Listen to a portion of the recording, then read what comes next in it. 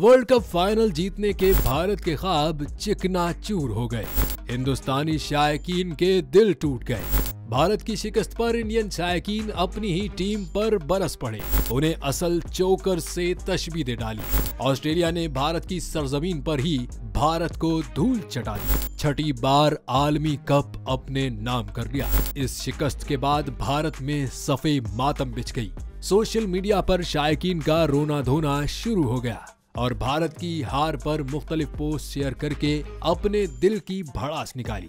एक सारिफ ने लिखा कि जनूबी अफ्रीका नहीं, भारत क्रिकेट टीम ही असल चोकर है। क्रिकेट के मद्दाह होने के नाते हम इस तरह दिल टूटने के आदी हैं, गमज़दा नहीं है। एक का कहना था कि मेरी जिंदगी के 8 घंटे फजूल चीज में जाया हुए। ऑस्ट्रेलिया को जीतने पर मुबारकबाद।